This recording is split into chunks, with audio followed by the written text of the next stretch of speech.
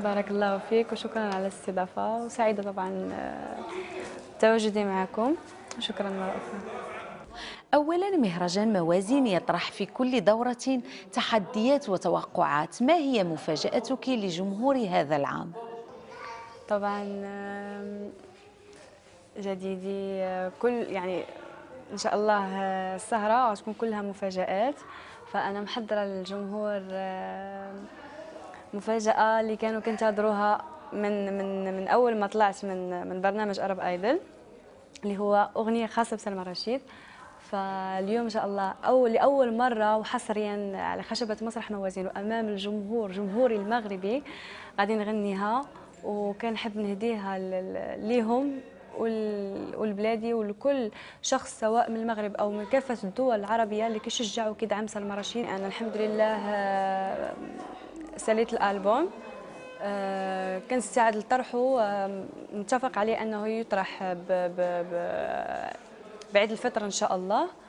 فحاليا انا مع شركه كونكورد ميوزك، هي اللي مدعماني ومسانداني،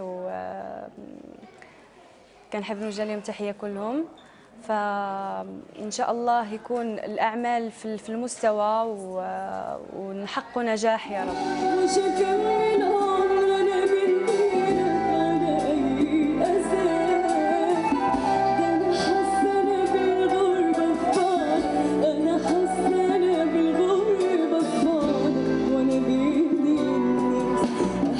يعني هذا أن عملية البحث عن نصوص جيدة وألحان مميزة تتطلب منك وقتا كبيرا واستثمارا في الزمن؟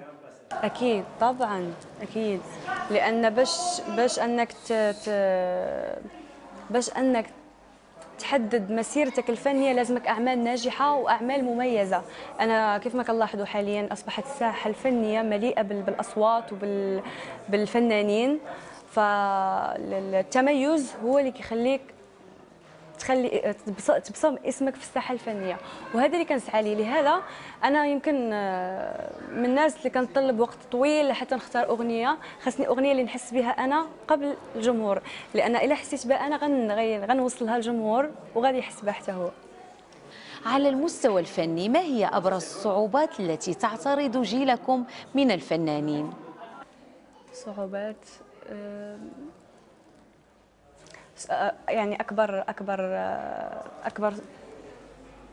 صعوبة ممكن تواجه فنان صاعد هي كيف ما قلت التميز، أنك تبحث، أنك تحاول توجد نفسك، تحاول تلقى نفسك، تلقى صوتك فين الستايل المحدد به. فهي نقطة إيجابية وسلبية، هي حاجة سلبية وإيجابية في نفس الوقت، لأن سلبية انك تطلب ماشي سلبيه، انما كتطلب مجهود كبير بزاف، ماشي سهل انك تخلق ستايل خاص بك، ستايل الناس تصبح تقلدك، تكون قدوه للمواهب الثانيه. وايجابيه انك تعطيك واحد الدافع كبير كبير بزاف.